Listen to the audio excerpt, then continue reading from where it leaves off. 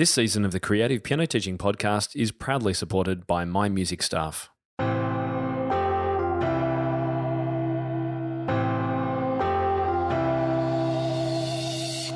Welcome to the Creative Piano Teaching Podcast, the place where teachers from around the world meet to share innovative ideas about music education. Listen and learn as we help you motivate your students, grow your income, expand your studio, and become a more creative piano teacher.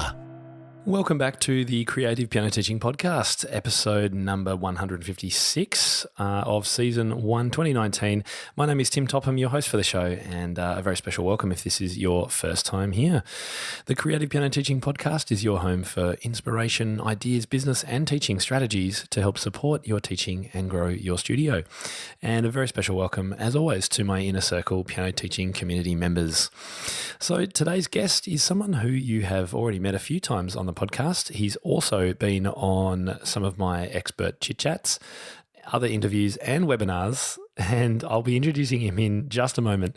But I know you're going to enjoy today's discussion because it's always great when I interview this teacher, particularly when he's in front of a piano as he is today. The topic today is all about improvisation, and particularly pattern-based improvisation. So we'll discuss a little bit about how that might be different from other approaches to improvising and how you could get started with that in your studio if you'd like to. Today's show notes and a full transcript are now available at timtopham.com/episode 154. Many of you will know my guest today. He's a pianist, educator, and the author of the Pattern Play series on improvisation. He also wrote the new Create First series and also Puzzle Play on the art of arranging. He travels around the world helping others make music education more enjoyable and creative. Well, welcome back to the show, Forrest Kinney. Thank you for having me, Tim. It's always a pleasure hanging out with you. And we just had some delightful tech issues, which our listeners are now... well, they're none the wiser for because it's all solved now, but it's really great to see you. And look, a lot has happened since you were last on the show, way back in episode number 104, because we had you on for an expert chit chat, which is one of my private interviews for Inner Circle members. You created a full course for us on lead sheet playing, which has been incredibly popular. We did a live webinar and blew up the system. We couldn't fit enough attendees into the system. You've released a whole lot of your own new books and even a book of essays and writing that you've done on the topic of music, and you've joined us as an expert in the Inner Circle community. So thank you for all that you've been contributing to both the Inner Circle and also the books and things that you're putting out. Sounds like you've had a pretty busy time. You know, I'm exhausted just listening to all of that. Can I take a nap before we resume? Wow. Yeah, no, I put out 8 books last year. So I really am a little tired of writing books, but I'm very glad I put them out. So yeah. Well, it was actually a bit of a self-imposed exile, wasn't it, in order to do the books, because you did no conferences or anything last year. So we're going to see you around a bit more this year. You're coming out of your hibernation? Yes. I'm emerging from my cave. I'm re-entering civilization. I'm going to be at the National Music Teachers Conference here in the States next month. And my duet partner and I are giving a concert at the California MTAC, which I've seen you at a couple times. You were there last year. Yes. Yeah. Great conference. I like that. Yeah. It's a fantastic conference. And I'm going to be working with Bradley Sowash and Leela Viss at their camp, which you've also done. I guess I'm following footsteps. Yeah, just following me. Yeah. yeah. I'm just stalking you. It's looking to be one of my more normal years, and I'm turning off the computer hopefully here sometime soon. Right. Well, not before you're actually going to be joining us for another webinar too, which is very exciting news. We'll make sure we increase our webinar capacity because I know it will be very popular. And you're going to be talking about what we're talking about today, which is pattern-based improvisation. So let's dive into this topic a little bit now. And look, many of our listeners will know you from your Pattern Play books, which I know many teachers will have on their shelves actually. So tell us, what is this pattern-based improv all about, and how's it different to normal improv? That's a really good place to begin, because traditionally, I mean, let's say you could transport yourself back 300 or so years and study with J.S. Bach, which would be quite something. if he taught you to improvise, the basic approach that he used is really what jazz people still use today and most classical teachers use, which is to begin by teaching you how to play tunes and then teaching you harmony and how to put them together, how to style tunes. And then, of course, on the repeats, you're expected to do something different. There's a scholar who said only a dull dog repeats something on the same on repeat. You were always expected to vary, embellish, add something new. And so improvisation basically grew out of what I call the art of arranging. First, you played a tune, and then later, after you learned all that stuff, you learned how to embellish, maybe add a blues note, that sort of. So, can you hear me okay, by the way, with the piano? All right, that's great. Very good. All right. So there's a real problem. Well, there's a beauty of that approach, which is it's the most practical approach. Because, if you're a church musician or you're out playing gigs, people want to hear familiar tunes. And so your improvisation is layered upon all these nice arrangements you've come up with. But as you can imagine, there is a serious drawback with this approach, which is it's completely off limits to a beginner, because you've got to know how to play a tune, you've got to know chords, you've got to know how to style, you have to know how to coordinate. We're talking years into the process. So what's been needed for hundreds of years is a very simple pattern-based approach where even first-day beginners can learn to improvise. And that's basically what 1992, I sat down at a computer and started writing pattern play to fill that void. And so the Create First and your subsequent books, they've built on the same approach, or have they gone in a completely different direction? How do they kind of link together? Yeah, good question. Because I started publishing pattern play in 2004 and did 3 books with about 231 patterns to create with in every conceivable style.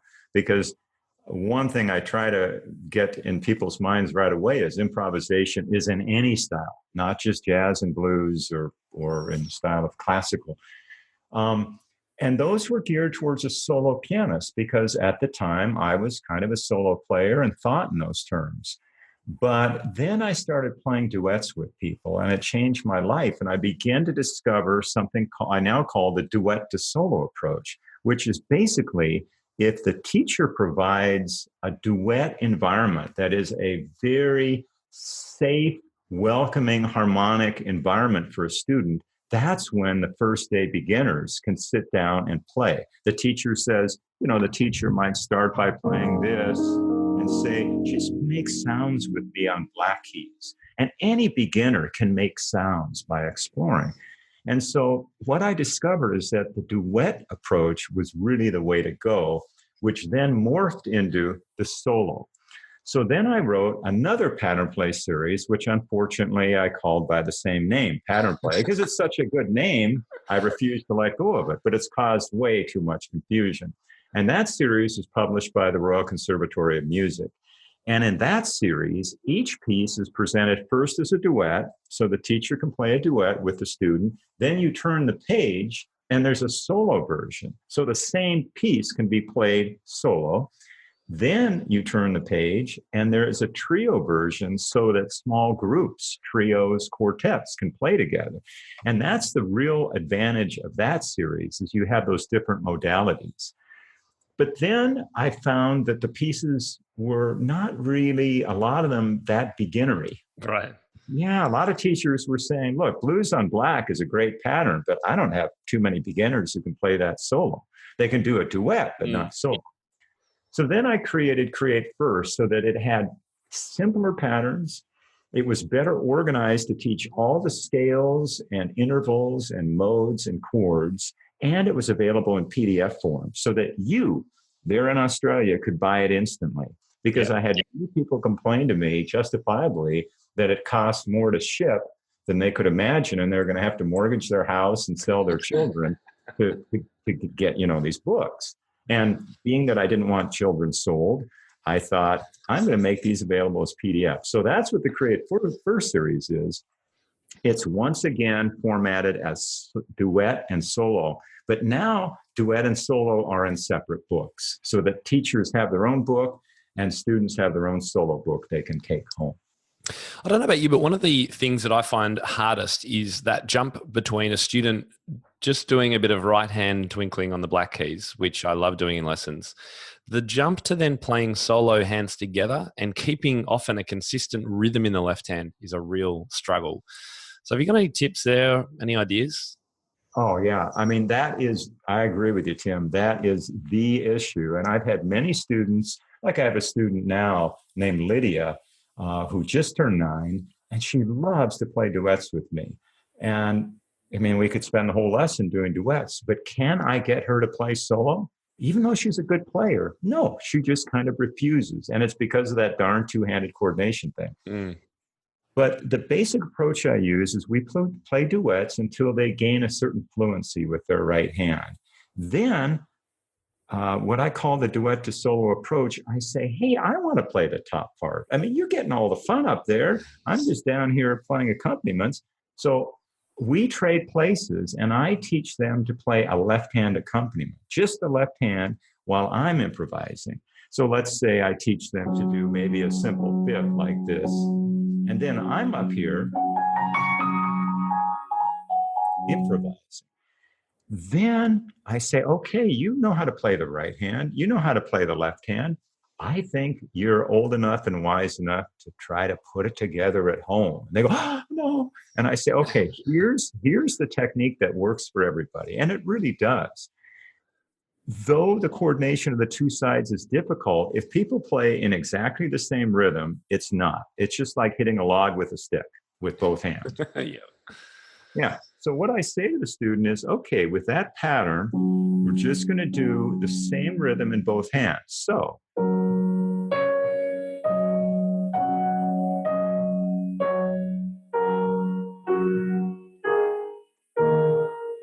and everybody I've ever worked with has been successful with that. And then we might try doing something like, okay, well now, sustain a note once in a while, like.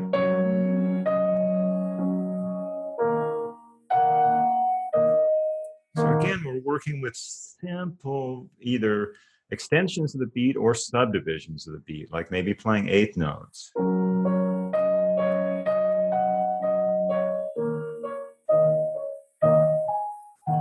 And then we tend to work with sequences. So for example, if we're doing a pattern, say for example, this, it's a pattern in my Create First book called Don't Give Up. It uses the blues scale in a rock style. The bass is simple. It's just an E flat. And the scale is simple. It's just black keys and any A natural. And together, that makes what's called an E flat blues scale. So I'll give a student a simple rhythm like, and I'll have them try that until they've got it. And then I'll suggest that they turn that into what we musicians call a sequence, which is the same rhythm, like playing it on different pitches. And so incrementally building up their vocabulary of two-handed coordination. So there's a couple of techniques that I found to be really successful. I like that. The other one that I use is to get students to play something sustained in the left hand. So maybe just on beat 1 or 1 and 4 perhaps, and then do the little improv between those when they play. So maybe that's like 1, 2, 3, 4. So they do a big chord down the bottom, boom, do some improv and left hand. So it's still not playing together, but it's starting to get them to understand that they're playing solo. They're just not playing at the same time. Does that make sense? Yeah, it does. And actually, you reminded me of a similar technique, which is this: just having them play whole notes in the right hand.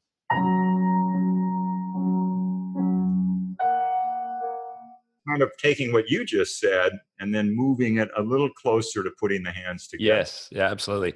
And I think another mistake that I've often made is because I like doing 12-bar blues improv quite early on with students and getting them to use a blues scale, it's quite it seems natural in my head to then say, okay, well, let's try and do that hands together. But as you've just explained, blues and swing is probably one of the harder ones to coordinate together because it only really sounds good if it's a bit funky and off the beat.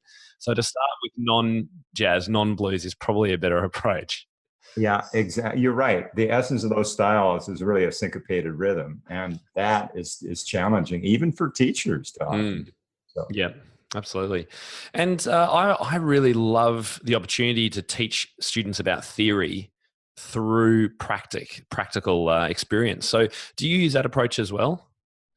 I teach almost all theoretical concepts now through improvising with it first. So for example, give me something that you might, like say a Dorian scale or a major seventh chord.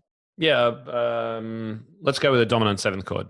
Okay, all right. Well, there's an easy one because, it can be used with the blues or whatever. But if I want a student to really understand something from a musical point of view, I want them to create with it first. So I want them to understand the unique character of a dominant seventh chord is that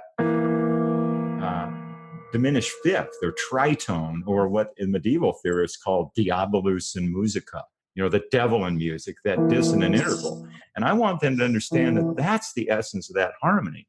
So I might have them just play like root, third, seventh. And I might talk to them about how traditionally that always resolved that interval. But in the blues, you've got that intense longing. And so there's never a resolution of that. So the blues consists of one dominant seventh chord going to another. So I might have them do a very simple blues with the dominant, or I might have them do a very simple, or in addition, I should say, a very simple Mozart pattern. And we might improvise with that to get the character. So then we talk about, okay, well, now how can you make a D7? How can you make a G7? What's the pattern that's common to all these dominant seventh chords? Right. So it's about experiencing the sound of a new structure before you then go, okay, well, so this is how you calculate it and this is how you play it in all its positions. That's it. You want to get them excited and into the world of the musical experience. And then they see theory. I always say that there's two ways to teach theory. There's a way to use it to expand the creative possibilities, or a way to use it to constrict or the musical possibilities. And sadly, the way I was taught theory at a few different institutions was it was very rule bound. Like, this is how it's done. Whereas theory can be wonderfully expansive. I mean, for example, with that dominant seventh chord, you can say, well, now that you know how to make a dominant seventh chord, you can do cool things like sliding from the 5 chord. If you're in this key, if you want to go 5 to 4, you can slide down. So you're expanding the possibilities. And that's why I love theory so much, is because when I play a chord, I think, wow, I can add a second to that chord, or I can add a major 7, or maybe both, or I can substitute it for a 6-9 chord, or I could, endless possibilities. Now, a quick word from our sponsor, My Music Staff. Most of you have already heard about My Music Staff and how their software helps thousands of music teachers manage their businesses more efficiently. They handle all of your student management issues, scheduling, billing, and so much more. It's what I personally use in my own studio, and it's no surprise why it's the leading studio management software.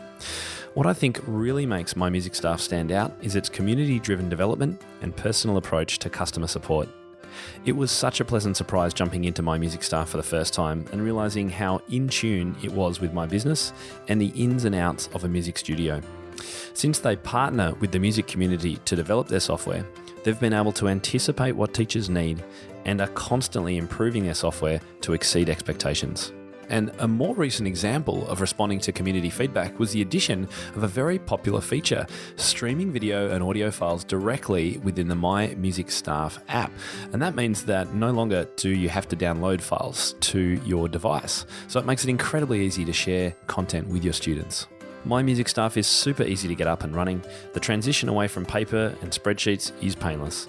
If you do need help, the quality of support is second to none, and you'll always get a fully personalised response.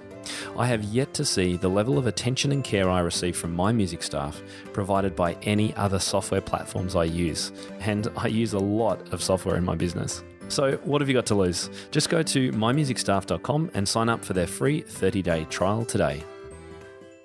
And I was talking to Glory St. Germain from Ultimate Music Theory in episode 2 this season about how I love one structure in music that I find can be traditionally taught so badly because it's all so formulaic is cadences.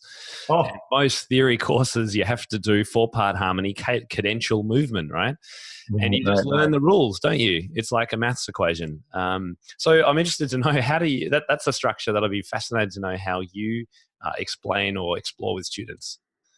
well, again, that's it. You see, to me, the essence of a cadence would be all the different types of resolution or partial resolution or non-resolution.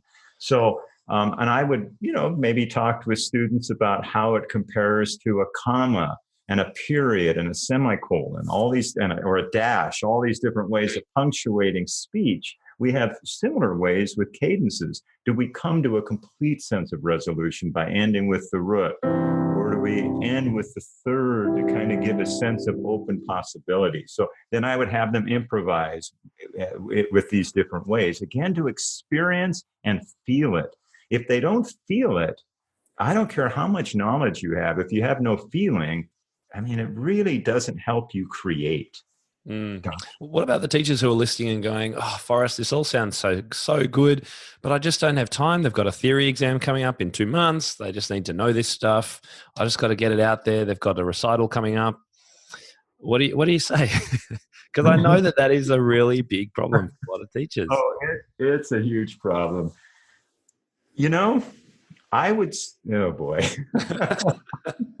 we're treading dangerous waters here. I would say, from my point of view, what's the big picture?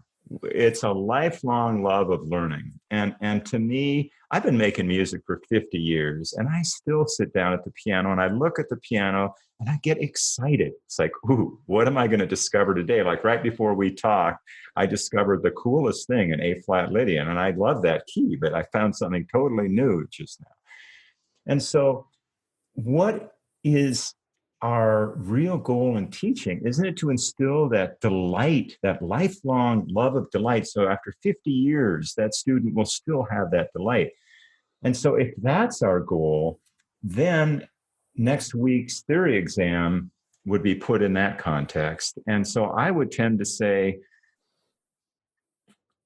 teach that experiential, teach that discovery first, and the knowledge will come later and not kill the discovery. But if the knowledge comes too soon, it tends to kill that delight and discovery. So I guess what I'm saying from my little ivory tower here, and I do live in a black, I call it an ebony and ivory tower, is, put these essentials first. That's my argument. That's right. And the experiential learning, there is no doubt that the research all tells us that students will learn best from experiencing things, trying to teach you back things that you've taught them. Now, these are the ways that knowledge really sinks in the most. It's not by sitting at a desk and doing the theory. I mean, sometimes, yes, you have to do that. You have to learn to write a note, but the more we can do it practically, I think the better. So I'm with you on that. What about things like listening, rhythm, dynamics? Do you cover those in your improvising as well?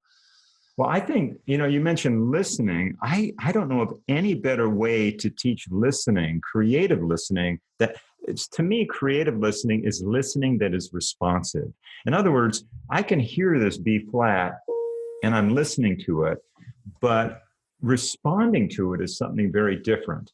And that's what creativity is all about, is a new response. And I don't know any better way to teach that kind of listening than by improvising with people.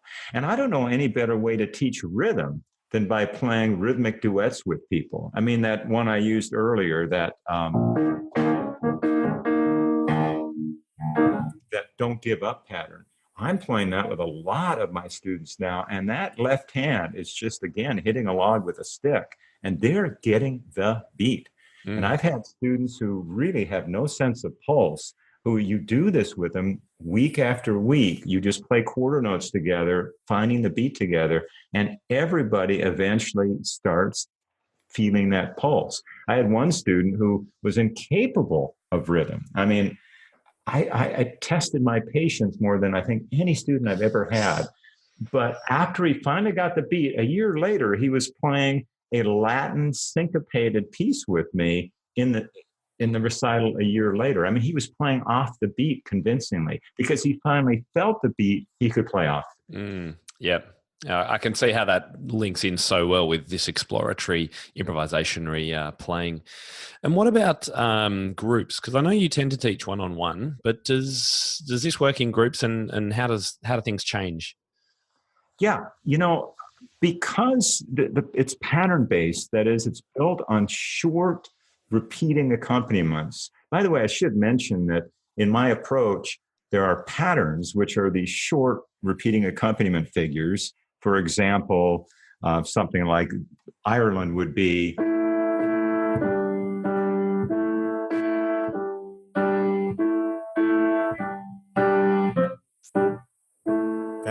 That's the pattern. And then there's always a contrasting accompaniment pattern, which provides a vacation or break from the pattern.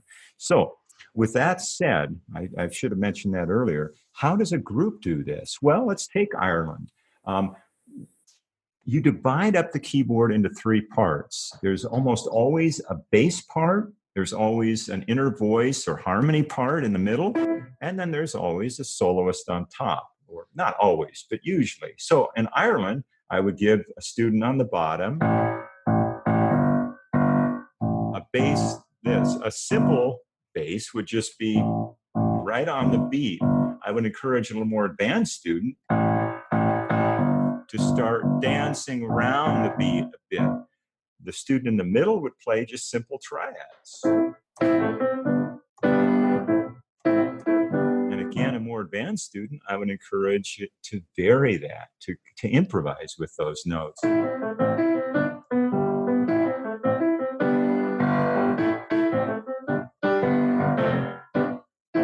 And then the student on top, I would encourage them to play with any white keys.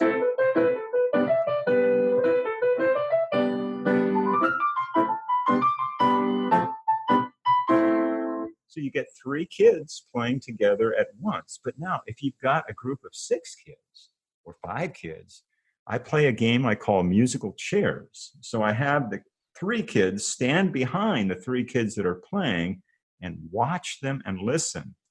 And then I have one rule in this, or 2 rules in the game, that you have to try all 3 parts eventually. So you take someone's place. So a kid standing behind the bass player and he says, okay, I think I'm ready to jump in. And he takes that bass part.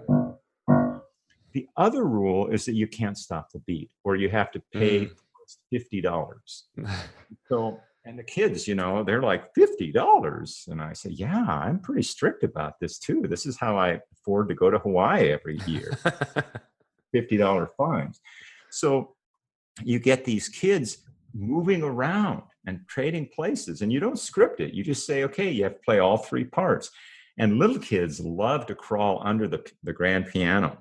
And you'll see they do all sorts of stuff. So that's a very fun way to teach groups. It's a great one. And I was even thinking, if you've got multiple digitals in the room, you could have different people playing different sounding instruments too. That's a really easy approach. And so, and those, the 3 parts that you mentioned for which book, can you remember which book that Irish pattern is in, for example? Yeah, that's in Pattern Play Book 1, the one published by RCM, because now that's the series I mentioned that has most of the pieces show how to play it as trios or quartets. Right. Great. So that'd be great for group teachers. Oh, yeah. And I see, for example, like Ireland is great for teaching rhythm, but also for teaching triads. What a great introduction to triads, because you've got A minor root position, G major root position, repeating, and then F, G, A minor. So it's actually a really good one for beginners playing chords. Yeah, absolutely. And what about styles, different styles I guess for left hand in particular for students, do you introduce those in some kind of structured way, or do you just kind of go, okay, well, next page is all about jazz, and this one's a bit of blues, and that's some classical? I think I structure it in two ways. I try to develop their vocabulary of musicality, first of all. And that's what the Create First series does in the first section. Really tunes them into the difference between consonance and dissonance, loud and soft, high and low. I mean, the basic elements of musicality. And then the next thing I try to do is introduce them to the basic scales and modes. So we create with major scales, minor scales, the modes, all the modes on white keys, and then the major and the minor blues scales. And then we go into different intervals and different chords. So in that process, I do this in all sorts of different styles. So for example, introducing fourths, we would maybe do a piece called Pagoda.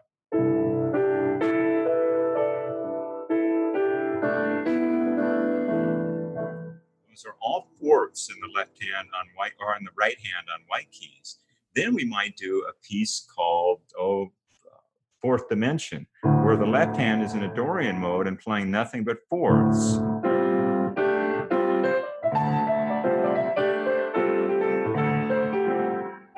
To give them a sense of, that fourths have another character.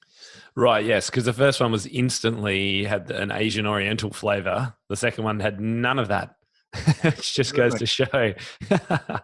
Really interesting. That quartal harmony in the jazz in the left hand, suddenly, different feel altogether. Yeah. And I want people to have that experience with all the materials of music. For example, people tend to say that major is happy and minor is sad. And that always bothers me because, a piece like this,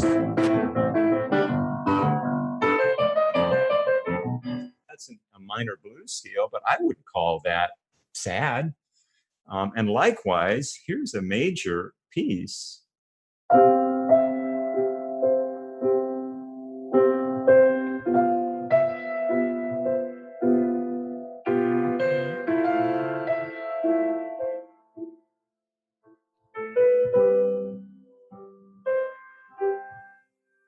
I wouldn't call that happy. To me, that's and introspective, and yet it's in C major and using mostly major chords. So I try to always introduce to students the idea that just like you, musical materials have many personalities and sides. That's wonderful. Well, thank you very much for that sort of big overview and some great points in there that teachers could take away today and use in their studio and their teaching. I'm keen to know what's happening with the Create First series. Have you got more books coming? You did 8 last year. I don't know how you even do that. What's the plan? Well, actually, it was a year before that I did the Create First series. Last year was all about puzzle play. Now that's series on arranging, and that's the one where you learn tunes and you learn styles and chords. So that's actually the kind of more the traditional approach to improvisation.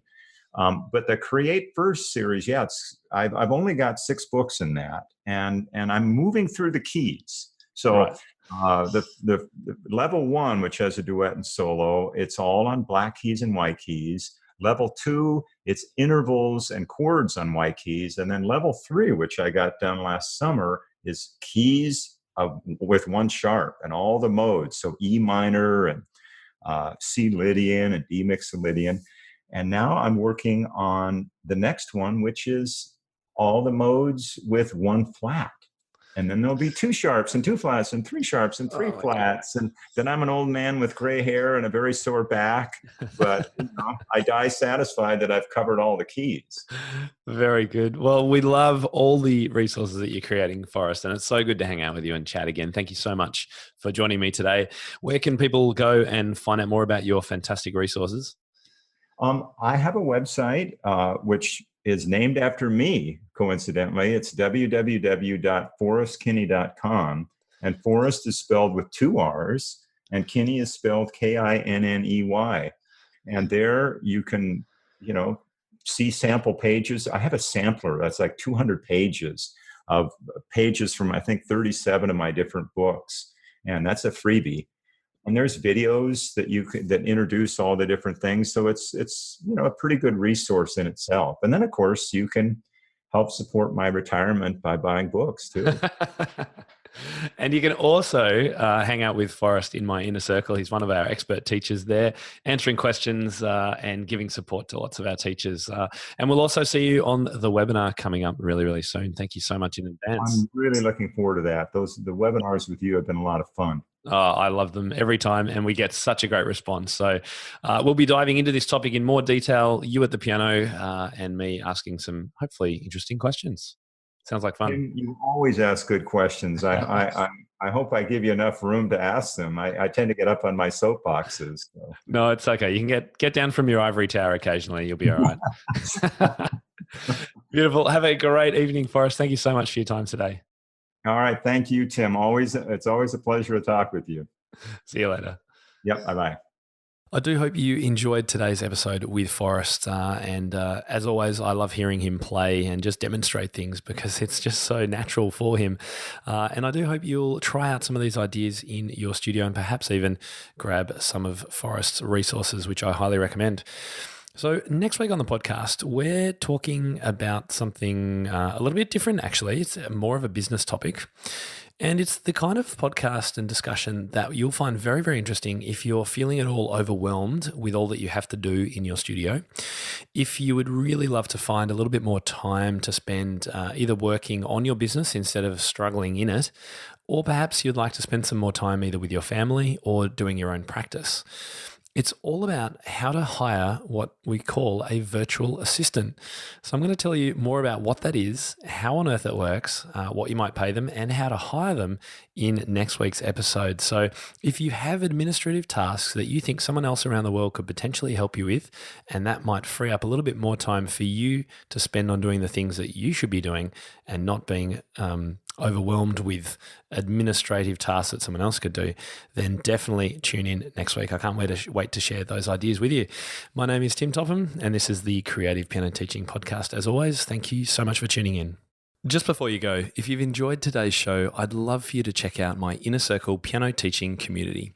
It's the go-to resource for piano teachers looking to continue their professional development, connect with other teachers and experts around the world, and to access hundreds of world-class training resources, including our academy courses, lesson plans, teaching videos, technology help, and much more. Whether you're just starting out or have been working hard to build your studio for a while, the Inner Circle community will give you the skills, support, and confidence you need to grow the studio of your dreams. Whether that's just about teaching a small number of students one-on-one in your home, or about hiring a commercial space, employing other teachers, and building an entire music teaching empire. With courses on both the teaching and business side of running your studio, live coaching, and our thriving community forums, you can get quick answers to questions, set yourself challenges, get feedback on your ideas, and feel confident teaching in new and exciting ways. For more info and how to join us inside the circle, head over to timtopham.com/community today. I'll see you on the inside. That will conclude this evening's entertainment. Oh, thank you. Thanks for listening to the Creative Piano Teaching Podcast. We'd love to help take your teaching to the next level as a member of our supportive community. Use the coupon Piano Podcast for $100 off an annual membership of Tim's Inner Circle today. To find out more, head to timtopham.com/community.